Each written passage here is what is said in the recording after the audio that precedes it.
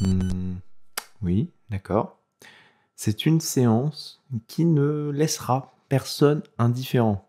Si vous êtes un habitué des films d'horreur, que c'est un genre qui vous plaît, alors cette sortie cinéma marquera votre année 2024. Certes, comparé à un Terrifier 3, nous n'avons pas un interdit moins de 18 ans. Le film fait également davantage dans la finesse en proposant un scénario qui va au-delà de la simple boucherie loufoque. Le sang a du sens. Il faut découvrir The Substance en salle. Âme sensible s'abstenir, même sans un moins de 18 ans, on est sur le genre de film qui provoque des malaises en salle. The Substance, nouvelle réalisation de Coralie Farja après Revenge. C'était un film de vengeance à la Kill Bill. J'avais eu l'occasion de le découvrir au festival Premier Plan à Angers. On avait même pu discuter avec la réalisatrice lors d'une projection en avant-première et d'une rencontre en salle. Et cet échange s'était prolongé à la sortie de la salle. J'en garde évidemment un très bon souvenir. Une personne très intéressante, très sympathique et surtout passionnée du genre. Côté référence, la réalisatrice était incollable. Nous avons pu parler de l'impact positif de Grave dans le paysage du cinéma français. Coralie Farja rejoint Julia Ducournau et bien d'autres dans cette nouvelle vague sanglante. Je serai donc toujours au rendez-vous pour les propositions de cette cinéaste, même si cela implique de s'offrir devant un film body horror bien craquelant et bien sanglant. Avec The Substance, on garde cette idée de revenge, où une femme mène un combat qui dépasse le récit. Côté thématique, on y retrouve aussi la beauté, la richesse, le regard de l'homme. La distinction entre les deux films vient plutôt du conflit. Dans Revenge, il est extérieur, elle se défend face à des salopards. Dans The Substance, c'est un conflit interne, bien qu'il soit motivé par des raisons externes. Le gros du film se résume par l'image de soi devant un miroir. Ce qui d'ailleurs aurait permis à The Substance d'avoir une affiche bien plus artistique. The Substance, avec, vous pouvez générer une autre version de vous-même. Plus jeune, plus belle, plus parfaite. Il suffit de partager le temps. Une semaine pour l'une, une semaine pour l'autre. Un équilibre parfait de 7 jours. Facile, n'est-ce pas ?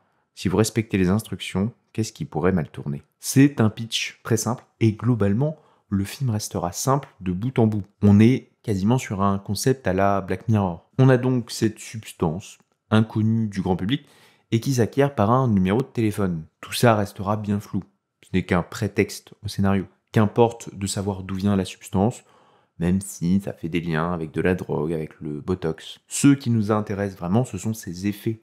Et pourquoi des gens viennent à l'utiliser. Rassurez-vous, on ne tombe pas non plus dans une réflexion sociétale sans fin. Oui, le film vient questionner, mais il est bien question d'un film d'horreur. Derrière les airs Barbie de la bande-annonce, on a quelque chose qui se rapproche plutôt d'un Cronenberg. Coralie Farja ne s'en cache pas au point de glisser un clin d'œil appuyé au film La Mouche dans l'un des plans du film, dans la scène de repas au restaurant. Une scène absolument désagréable à base de mastigation en ASMR. Après, chacun son kiff. Au-delà de Cronenberg, The Substance est un condensé de références. Je vous rassure, cela ne vient pas non plus noyer le film. Ce sont des références au service d'une proposition qui, elle, est bien dans l'air du temps. On pouvait aussi craindre une redite sur l'aspect malsain des réseaux sociaux, de l'image qu'on souhaite renvoyer de soi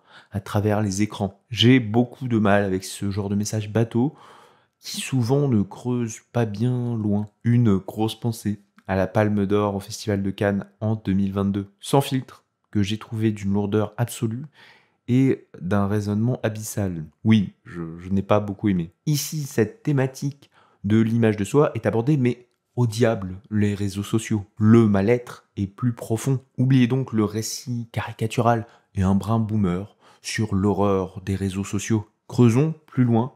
Les réseaux ne sont qu'un outil. Un outil pour l'ego humain bien fragile. Le principal problème vient de notre rapport au corps. Le film va donc cadrer son récit et son imagerie autour de cette thématique, ce qui donne lieu à la mise en image de vos pires cauchemars. L'idée du film m'est apparue quand j'ai commencé à réfléchir sur la violence que j'ai ressentie en tant que femme au-delà de la quarantaine, en me disant que j'allais soudainement disparaître et ne plus avoir ma place dans la société. La problématique de ce rapport au corps vient d'une part des magazines, des médias et plus généralement de l'extérieur. Dans le film, ça se traduit par des panneaux d'affichage arborant des mannequins, par une émission de sport au corps parfait et avec des hommes au regard affamé. Tout cela, le personnage d'Elisabeth doit le subir. Elle se détache année après année de l'image parfaite façonnée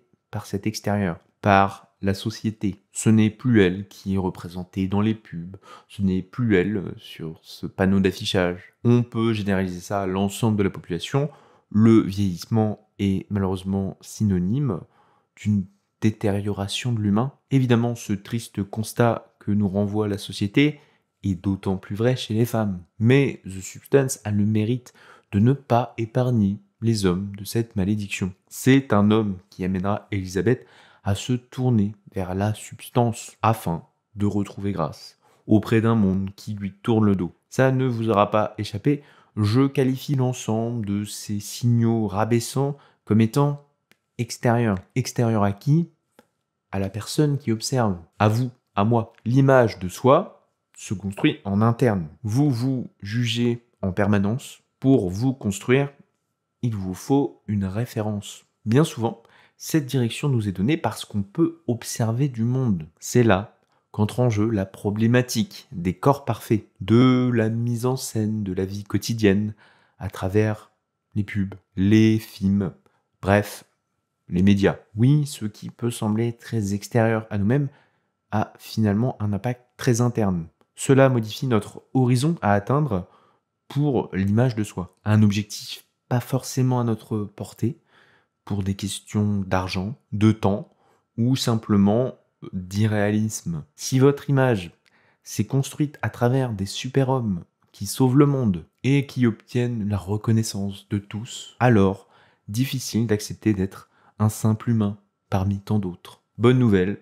rien n'est figé et on peut toujours se donner un nouvel horizon. Si on refuse et qu'on s'obstine, ça risque d'entraîner de la tristesse, une sensation d'impuissance. Ça risque de vous amener à consommer la substance. Le miroir. Le miroir est l'objet le plus symbolique du film. Il vient mettre en image la contradiction entre nos attentes et la réalité. Ce que je souhaite être et ce que je suis vraiment. Il n'est qu'un outil sur l'auto-jugement que se porte Elisabeth. En tant que spectateur, on y voit Demi Moore, une femme de 60 ans, et qui n'a pas à en rougir. Ce n'est d'ailleurs pas anodin de nous placer Demi Moore dans ce contexte. En tant qu'actrice, l'image a plus que jamais son importance. De nombreuses femmes ont sûrement ressenti une gêne, une certaine honte face à une star comme Demi Moore. Et cette star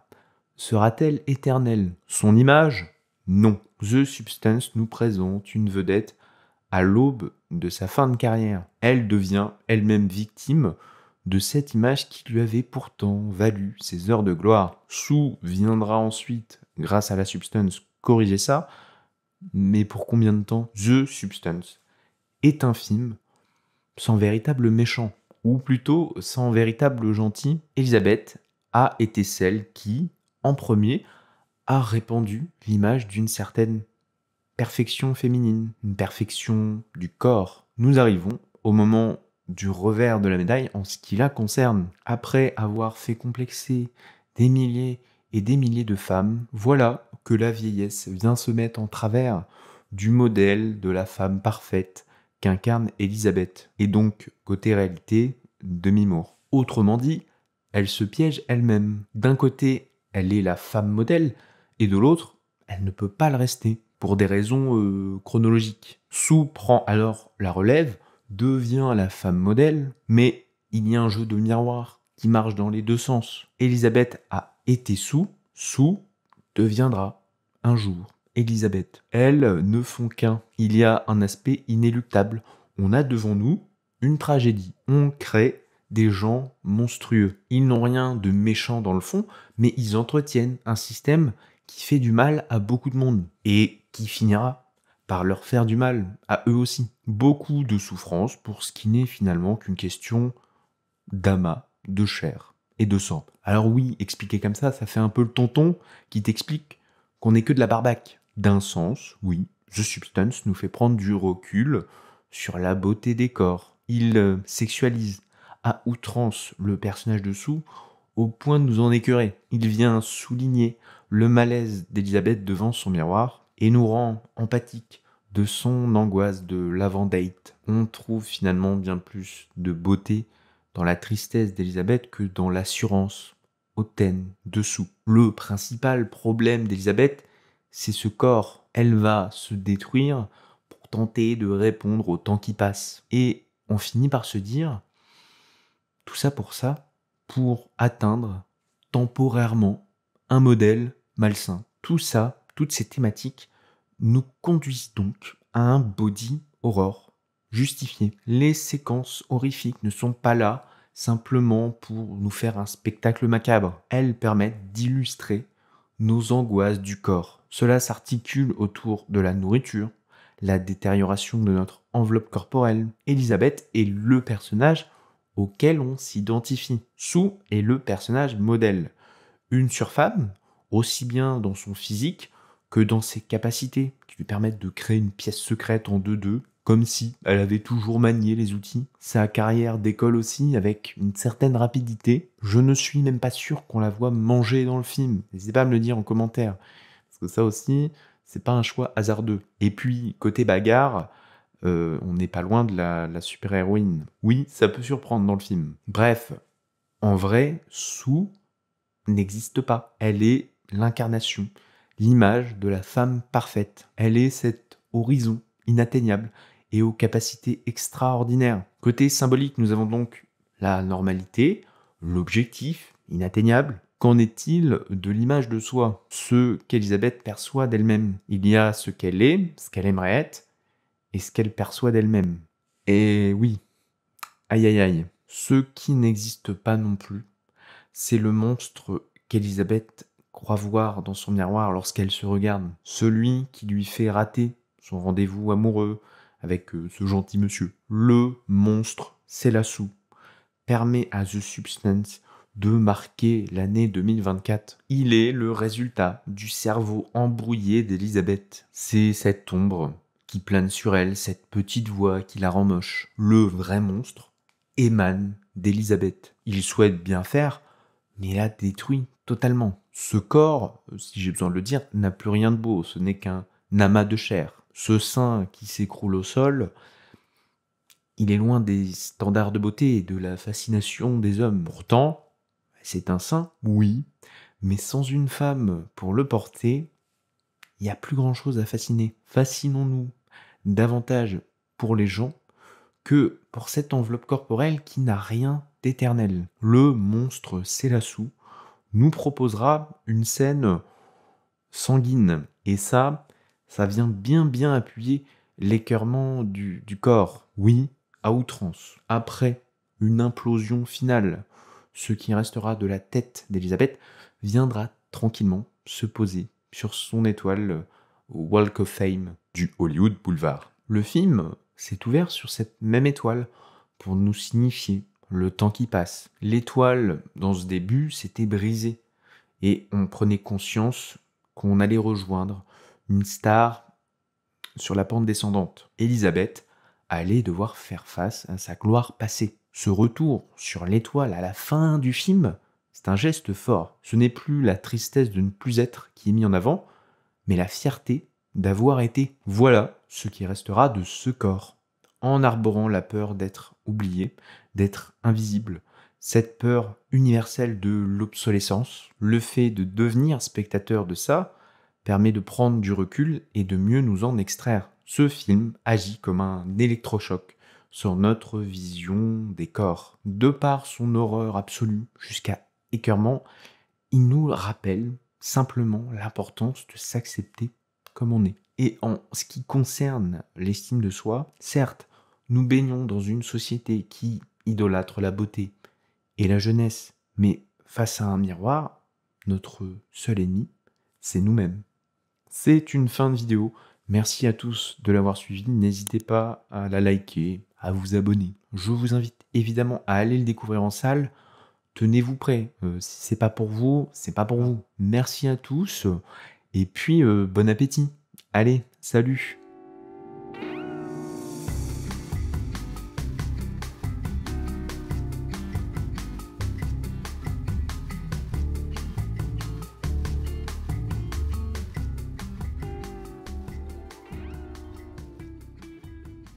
Ouais, toujours sous le choc.